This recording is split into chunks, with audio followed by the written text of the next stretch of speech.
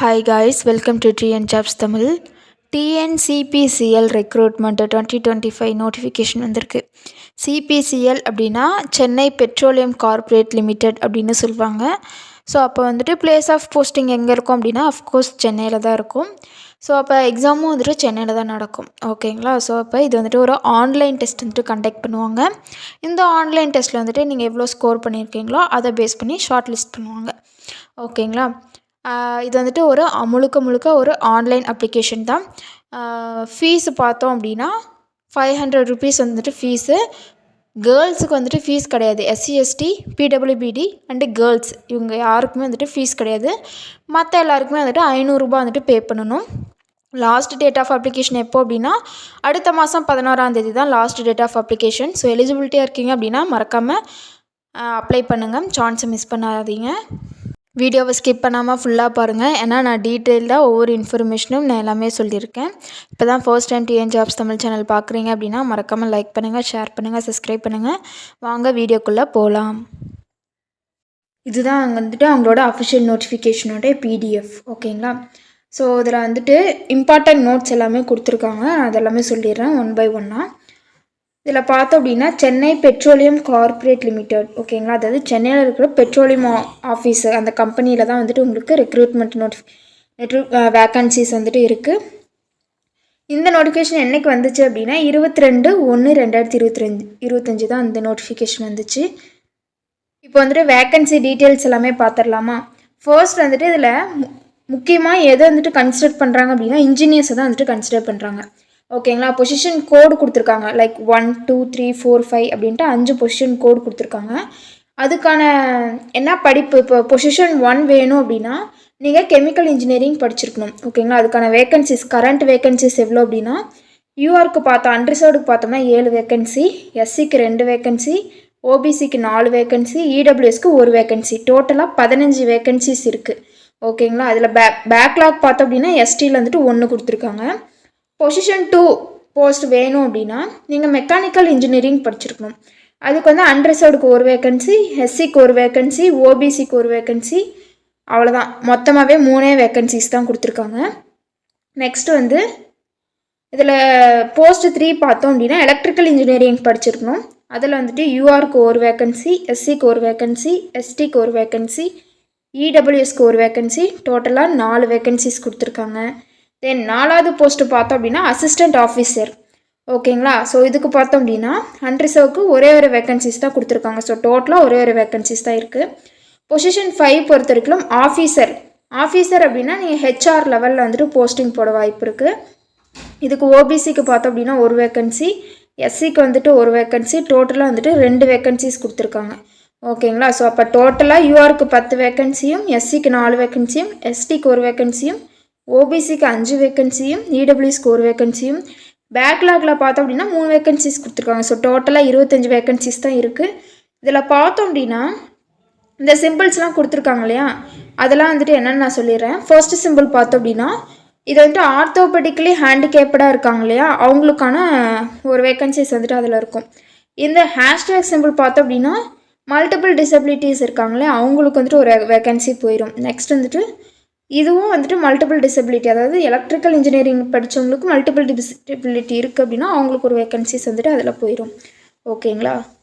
Next இதில் வந்துட்டு என்ன சொல்லியிருக்காங்க அப்படின்னா கம்யூனிட்டி சர்டிஃபிகேட், அதாவது ரிசர்வேஷன்ஸ் இருக்குல்ல, SC OBC non creamy layer EWS கேட்டகரியாக இருக்கீங்க அப்படின்னா அவங்க வந்துட்டு சர்டிஃபிகேட் வந்துட்டு ப்ரொடியூஸ் பண்ணணும் அப்படின்னு சொல்லியிருக்காங்க. டிசபிலிட்டிஸ், அதாவது பர்சன்ஸ் வித் டிசபிலிட்டி பார்த்தோம் அப்படின்னா 40% மேலே தான் இருக்கணும் டிசபிலிட்டி. ஓகேங்களா? 40% கீழே இருந்தீங்க அப்படின்னா நீங்கள் வந்துட்டு டிசபிள்டு பர்சனாக கன்சிடர் ஆக மாட்டீங்க அப்படின்னு இந்த நோட்ஸில் கொடுத்துருக்காங்க. ஏஜ் லிமிட், வயது வரம்பு பொறுத்த வரைக்கும் இந்த டேட், அதாவது 1/1/2025 படி உங்களுக்கு வந்து எவ்வளோவா இருக்கணும் அப்படின்னா 26 வயசுக்குள்ளே தான் இருக்கணும் அப்படின்னு சொல்லியிருக்காங்க. ஓகேங்களா? எஸ்சி எஸ்டிக்கு பார்த்தோம் அப்படின்னா ஏஜ் ரிலாக்ஸேஷன் 5 வருஷமும், நான் கிரீமி லேயர் ஓபிசிக்கு பார்த்தோம் அப்படின்னா 3 இயர்ஸும், தென் பிடபிள்யூபிடிக்கு பார்த்தோம் அப்படின்னா 10 இயர்ஸும், எக்ஸ் சர்வீஸ் மேன்ஸ்க்கு 5 இயர்ஸும் வந்துட்டு அவங்க அலோகேட் பண்ணியிருக்காங்க ஏஜ் ரிலாக்ஸேஷன். இப்போ நான் அந்த கெமிக்கல் இன்ஜினியரிங் படிச்சிருக்கோம், மெக்கானிக்கல் எலக்ட்ரிக்கல் இந்த போஸ்ட்லாம் தகுந்த மாதிரி அவங்க எஜுகேஷனல் குவாலிஃபிகேஷன் கொடுத்தாங்க இல்லையா.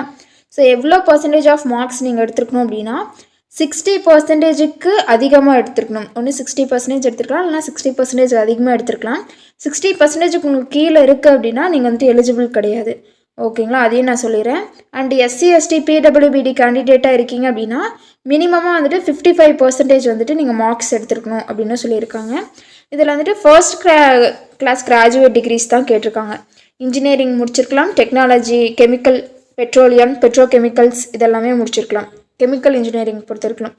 மெக்கானிக்கல் இன்ஜினியரிங் பொறுத்திருக்கலாம், அதே 60% மார்க்ஸ் மேலே தான் எடுத்துருக்கணும். எஸ்சி எஸ்டி பிடபிள்யூபிடி கேண்டிடேட்டாக இருக்கீங்க அப்படின்னா 55% மேலே இருக்கணும். அண்ட் மினிமமாக வந்துட்டு 55% இருக்கணும். அண்ட் நீங்கள் வந்துட்டு மெக்கானிக்கல் இன்ஜினியரிங் முடிக்கல அப்படின்னா டெக்னாலஜி இன் மெக்கானிக்கல், ஓகேவா, அதுவும் முடிச்சிருக்கலாம் அப்படின்னு சொல்லியிருக்காங்க. நெக்ஸ்ட் எலக்ட்ரிக்கல் பொறுத்த வரைக்கும் எலக்ட்ரிக்கல் இன்ஜினியரிங் முடிச்சிருக்கணும், இல்லைனா எலக்ட்ரிக்கல் அண்ட் எலக்ட்ரானிக்ஸ் கூட முடிச்சிருக்கலாம். 60% ஆஃப் மார்க்ஸ் கீழே இருக்கக்கூடாது. எஸ்சி எஸ்டியாக இருந்தீங்க அப்படின்னா 55% ஆஃப் மார்க்ஸ் மினிமமாக வந்துட்டு நீங்கள் ஸ்கோர் பண்ணியிருக்கணும் அப்படின்னு இதில் சொல்லியிருக்காங்க. 4ஆவதாக சொன்ன போஸ்ட்டுக்கு அஃபிஷியல் லாங்குவேஜ்னு ப்ராக்கெட்டில் இருந்துச்சு இல்லையா? ஸோ அதில் வந்துட்டு என்ன அஃபிஷியல் லாங்குவேஜ் அப்படின்னா நீங்கள் மாஸ்டர் டிகிரி முடிச்சிருக்கணும். எதுலன்னா ஹிந்தி வித் இங்கிலீஷு, ஒரு இங்கிலீஷ் வந்துட்டு நீங்கள் ஒரு சப்ஜெக்டாக எடுத்து ஹிந்தியில் மாஸ்டர் டிகிரி முடிச்சிருக்கணும் அப்படின்னு சொல்லியிருக்காங்க. அதில் வந்துட்டு 60% ஆஃப் மார்க்ஸ் கீழே இருக்கக்கூடாது. அதிகமாக இருந்தீங்க அப்படின்னா யூ ஆர் எலிஜிபிள். எக்ஸ்பீரியன்ஸும் சொல்லியிருக்காங்க. மினிமமாக உங்களுக்கு வந்துட்டு 2 வருஷம் எக்ஸ்பீரியன்ஸ் இருக்கணும் அப்படின்னு சொல்லியிருக்காங்க. நெக்ஸ்ட்டு லாஸ்ட்டு கடைசி போஸ்ட் இருக்குல்ல, அது வந்துட்டு ஹியூமன் ரிசோர்ஸஸ். ஸோ அதில் வந்துட்டு நீங்கள் பிஜி, அதாவது ஹியூமன் ரிசோர்ஸஸ் மேனேஜ்மெண்ட், இல்லைனா personal management, industrial relations, labour welfare, master of social work, business administration, MBA அப்படின்னு சொல்லுவாங்களே அது, இதில் வந்துட்டு நீங்கள் பிஜி முடிச்சிருக்கலாம் அப்படின்னு சொல்லியிருக்காங்க. மார்க்ஸ் வந்துட்டு 60% ஆஃப் மார்க்ஸ் தான். எஸ்சி எஸ்டி கேண்டிடேட்டாக இருக்கீங்க அப்படின்னா 55% ஆஃப் மார்க்ஸ் மினிமமாக வந்துட்டு நீங்கள் ஸ்கோர் பண்ணியிருக்கணும். இதில் வந்து எக்ஸ்பீரியன்ஸும் வந்துட்டு கேட்டிருக்காங்க. மினிமம் ஆஃப் 2 இயர்ஸ் ஆஃப் எக்ஸ்பீரியன்ஸும் இருக்கணும் அப்படின்னு சொல்லியிருக்காங்க. மோட் ஆஃப் செலெக்ஷன் பொறுத்திருக்கலாம். அதாவது இந்த எக்ஸாமுக்கு நான் அப்ளை பண்ணுறேன், இதை எப்படி வந்துட்டு என்ன செலக்ட் பண்ணுவாங்க அப்படின்னு கேட்டிங்கன்னா ஆன்லைன் டெஸ்ட்டு தான். ஓகேங்களா, ஒரே ஒரு ஆன்லைன் டெஸ்ட் வைப்பாங்க. அது வந்துட்டு எங்கே நடக்கும் அப்படின்னா சென்னையில் தான் நடக்கும். ஓகேங்களா, அது மட்டும் இல்லாமல் குரூப் டிஸ்கஷன், இல்லை டாஸ்க்கு, இல்லை இன்டர்வியூ, இந்த 3ல் ஏதாச்சும் ஒன்று நடக்கும். ஓகேங்களா, அப்போ ஆன்லைன் டெஸ்ட்டு இல்லைனா இன்டர்வியூ, அந்த 2ல் ஏதோ ஒன்று நான் எடுத்துகிட்டு கேண்டிடேட்ஸ் வந்துட்டு ஷார்ட் லிஸ்ட் பண்ணுவாங்க. எப்படி ஷார்ட் லிஸ்ட் பண்ணுவாங்க அப்படின்னா நாலேஜ், ஸ்கில்ஸு, ஆப்டிடியூட் இதெல்லாமே பேஸ் பண்ணி உங்களை வந்துட்டு ஷார்ட் லிஸ்ட் பண்ணுவாங்க. நான் சொன்னேன் இல்லையா அந்த ஆன்லைன் டெஸ்ட்டுக்கு பார்த்தோம் அப்படின்னா மொத்தமாக 120 மார்க்குக்கு வந்துட்டு கண்டக்ட் பண்ணுவாங்க. அதில் 120 மார்க்குக்கு என்னென்னலாம் இருக்கும் அப்படின்னா 2 பார்ட்டாக இருக்கும். ஒன்று வந்து வெர்பல் எபிலிட்டி, ஜிகே, ரீசனிங், இது 3 இருக்கும். 2வது பார்ட்டில் வந்துட்டு லாஜிக்கல் டிடக்ஷன் அண்ட் நியூமெரிக்கல் எபிலிட்டியாக இருக்கும். ஓகேங்களா, ஸோ ஒவ்வொரு டாப்பிக்குமே 50 கொஷின்ஸாக இருக்கும். ஓகேங்களா, இதில் வந்துட்டு நெகட்டிவ் மார்க்கிங்கும் இருக்குது. ஓகேங்களா, எவ்வளோ நெகட்டிவ் மார்க்கிங் அப்படின்னா 1/4 ஆஃப் த நெகட்டிவ் மார்க்கிங் வந்துட்டு கொடுத்துருப்பாங்க. தென் எக்ஸாமோட டியூரேஷன் பார்த்தோம் அப்படின்னா 2 மணி நேரம். ஓகேங்களா, ஃபைனல் செலெக்ஷன் வந்துட்டு 85% வந்துட்டு நீங்கள் ரிட்டன் டெஸ்ட், அந்த ஆன்லைன் டெஸ்ட்டு எழுதுனீங்களா அது பேஸ் பண்ணி இருக்கும். 50% ஆஃப் செலெக்ஷன் வந்துட்டு பர்சனல் இன்டர்வியூ வந்துட்டு அவங்க வைப்பாங்க. ஸோ அந்த இன்டர்வியூவில் அந்த 50%க்கு நீங்கள் எவ்வளோ மார்க் எடுத்திருக்கீங்க அப்படின்னு போட்டு தென் உங்களோட ரிட்டன் டெஸ்ட்டில் நீங்கள் எவ்வளோ பர்ஃபார்ம் பண்ணியிருக்கீங்க அது 2த்தையும் ஆட் பண்ணி தான் உங்களுக்கு டோட்டல் மார்க்ஸாக வந்துட்டு அவங்க ரிலீஸ் பண்ணுவாங்க. ஓகேங்களா, செக்யூர் மினிமம் மார்க்ஸ் எவ்வளோ அப்படின்னா 40% ஆஃப் மார்க்ஸ் வந்துட்டு நீங்கள் எடுத்துருக்கணும். பர்சனல் இன்டர்வியூவில் பார்த்தோம் அப்படின்னா அது வந்துட்டு தனி. ஓகேங்களா, இதில் ரிட்டன் டெஸ்ட்டில் மட்டும் நீங்கள் 40% ஆஃப் மார்க்ஸ் வந்துட்டு எடுத்துருக்கணும் அப்படின்னு சொல்லியிருக்காங்க. எஸ்சி எஸ்டி பிடபிள்யூபிடியாக இருக்கீங்க அப்படின்னா நீங்கள் 35% ஆஃப் மார்க்ஸ் எடுத்திருந்தால் போதும் அப்படின்னு சொல்லியிருக்காங்க. ஓகே, இப்போ அந்த எக்ஸாமோடைய ஃபீஸ் பார்த்துடலாம். ஃபீஸ் கிடையாது, இதில் வந்துட்டு சேல்ரி. ஓகேங்களா, அந்த போஸ்ட் கோடு 1, 2, 3, 5க்கு மட்டும் எவ்வளோ ஸ்கேல் பொறுத்து கொடுக்குறாங்க அப்படின்னா 50,000லேருந்து 1,60,000 வரைக்கும் உங்களுக்கு சேலரி கொடுக்குறாங்க. பேசிக் பே பார்த்தோம் அப்படின்னா 50,000 ரூபாய். ஓகேங்களா, போஸ்ட் கோடு 4க்கு மட்டும் 40,000லேருந்து 1,40,000 ரூபா வந்துட்டு அவங்க சேலரி போடுறாங்க. பேசிக் பே வந்துட்டு 40,000 ரூபா. ஓகேங்களா, அப்ளிகேஷன் ஃபீஸை பொறுத்த வரைக்கும் இதில் பார்த்தோம் அப்படின்னா இடபிள்யூஎஸ் ஓபிசி கேண்டிடேட்டுக்கு 500 ரூபாய் அஃபிஷியல் 500 ரூபாய் வந்துட்டு பே பண்ணணும். இது வந்துட்டு ஒரு நான் ரீஃபண்டபிள் தான். ஓகேங்களா, ஆன்லைனில் தான் நீங்கள் வந்துட்டு பே பண்ணுற மாதிரி இருக்கும். இல்லை அப்படின்னா நெட் பேங்கிங், இந்த டெபிட் கார்டு, இந்த கிரெடிட் கார்டு இதில் வேணாலும் நீங்கள் வந்துட்டு பே பண்ணிக்கலாம். அண்ட் நெக்ஸ்ட்டு வந்துட்டு இதில் வந்துட்டு எஸ்சி எஸ்டி பிடபிள்யூபிடி எக்ஸ் சர்வீஸ் மேனு உமன்ஸ் கேண்டிடேட்டாக இருக்கீங்க அப்படின்னா அவங்களுக்கு வந்துட்டு எந்த ஒரு ஃபீஸும் கிடையாது அப்படின்னு அவங்க மென்ஷன் பண்ணியிருக்காங்க.